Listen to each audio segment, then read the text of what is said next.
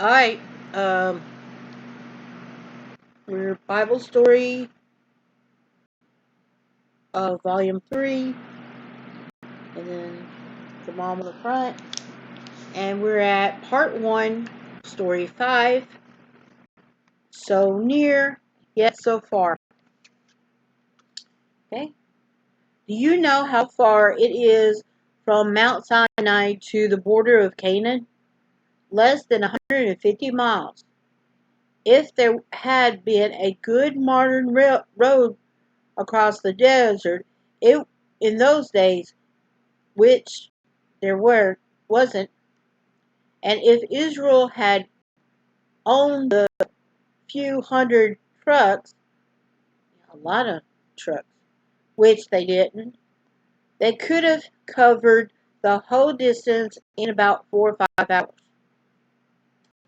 Even as things were moving only as fast as the littlest lamb or the youngest child or the most obstinate donkey, this time it just says donkey, the caravan was only 11 traveling days making the journey.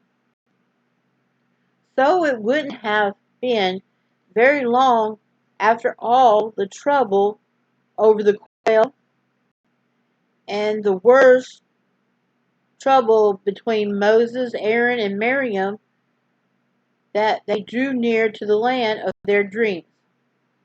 Now at last, about just about 15 months after their great deliverance from Egypt, they caught their first glimpse of the green grass and hills and fertile valleys of their future home. What excitement there must have been in the camp. I can imagine mothers hugging their children for joy at the very thought that the hard, trying days of the wilderness, with all the heat, the thirst, and the weariness, would soon be over. Boys and girls shouted for joy as they pictured the land flowing with milk and honey they had heard their fathers talk about. Fancy! All the milk they could drink, all the honey they could eat, and what a land it must be. Then the people were told to rest in the camp while 12 men, one from each tribe, went ahead to explore the country and find out what would have to be done to get possession of it. These men, every one a ruler, were to spread out all over the place and learn how many people lived there, how strongly the cities were fortified, what sort of food they were growing, and whether there were any trees for lumber. It was a great honor to be chosen for this mission. Each tribe sent their best man. All were heads of the children of Israel. Much depended on them, more than they knew. Yeah, and this is 14 months after 14 months after living, so they were real close to it. Okay, Caleb was from the tribe of Judah, and Joshua by the tribe of Ephraim. There were 10 others whose name nobody remembers today. And then, of course, it has an illustration of a boy and kids and children saying, "Look, we're here, we're here, we're here." Okay, we'll go to the next page. Oh, I remember this. I think I made a painting like this once. Okay, yeah, I made a painting like this once, but it was a little different. We have an illustration. It's by Frank Ford. That's who painted it. Frank Ford. And it says,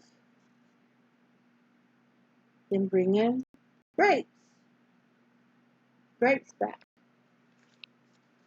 The caption says, the 12 spies sent to spy out the land of Canaan came back after a long time with wonderful samples of the fruit they have found there. And the people rejoiced at their story. Yeah, there was something wrong with it, but I digress because that's probably not going to be in the story, but it might be in the story because I don't remember the story. I remember that was almost, my grandma read it to me years ago, and then I read it, and then we lost the books, and then these books been put away for a while, and now I'm reading. Okay, let me get back to the story.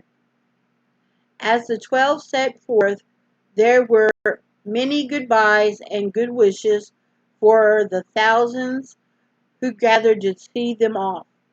Then, when the last had disappeared from view, the rest went back to their tents and waited the spies' return. A week passed, 2 weeks passed, 3 weeks, until there were no word. What could have happened? Could all 12 have been slain by the Canaanites? Excuse me. Excuse me again. 4 weeks, 5 weeks. How long the waiting time seemed. Then on the 40th,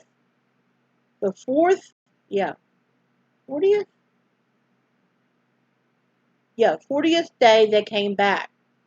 Oh, so it was 40 days they were out. All were loaded down with various kinds of fruit and had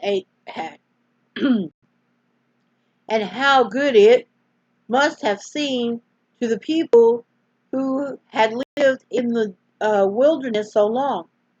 But the objects had to be, but the objects that caught everybody's eye was the huge bunches of grapes, so large that they took 2 men to carry it.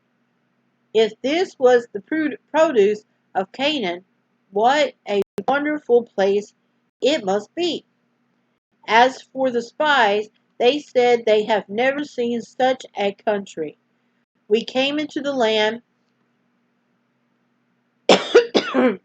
excuse me, whither thou sent us, and surely it flowed with milk and honey. And this is the fruit of it. Upon this moment, everybody had been happy.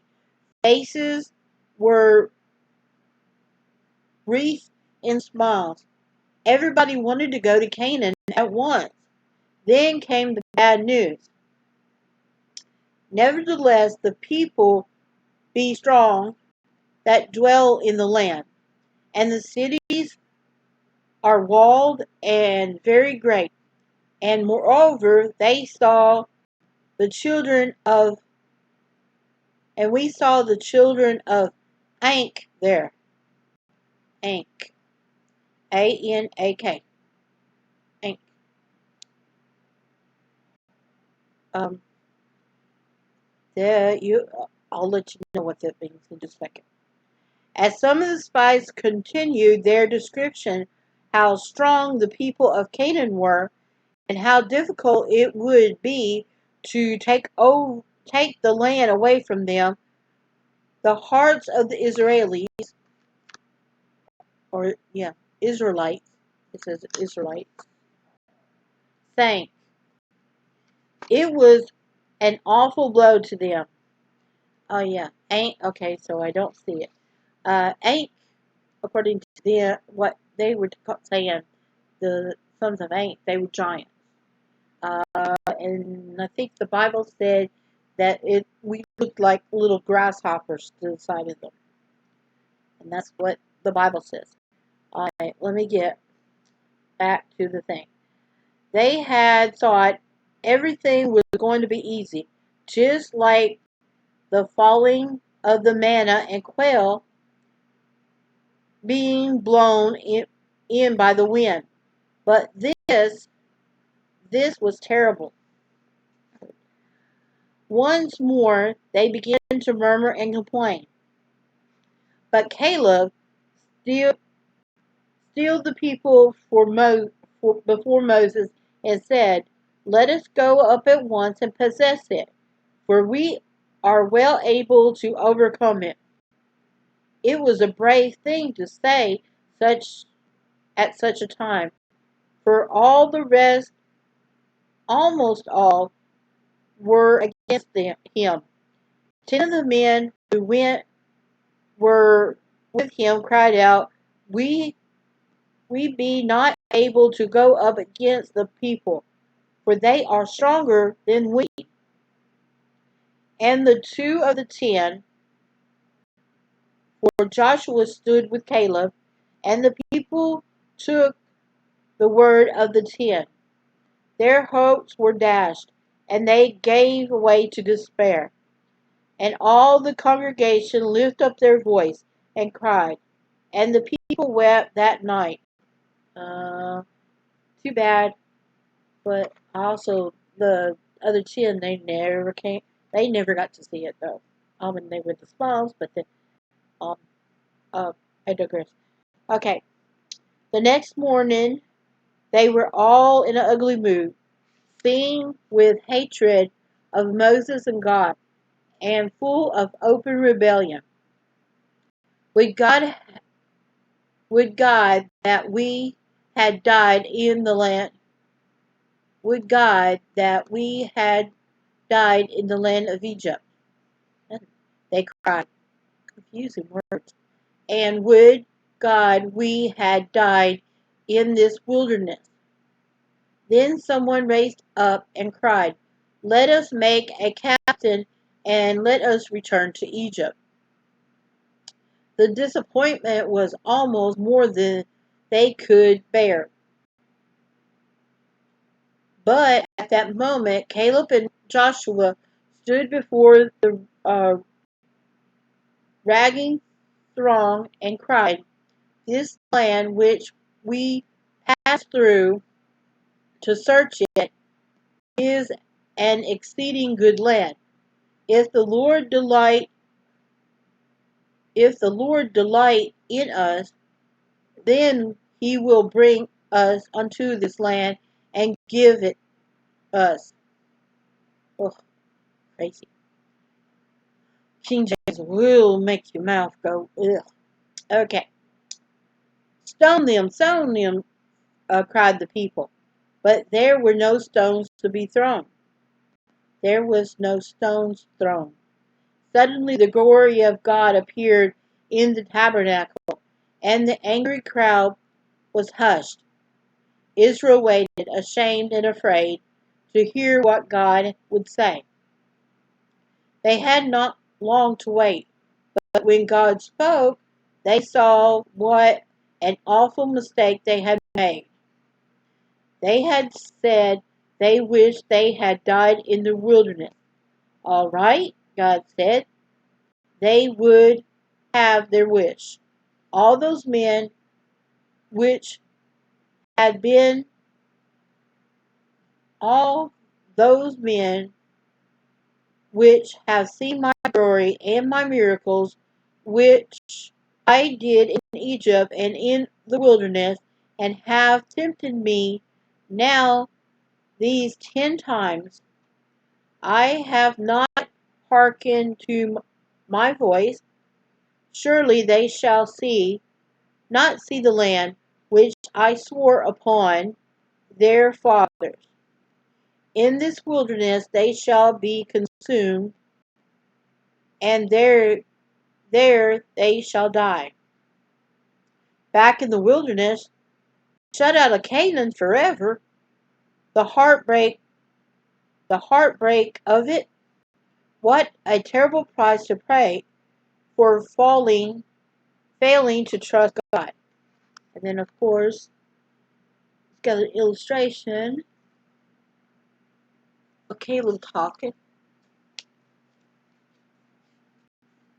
There they are.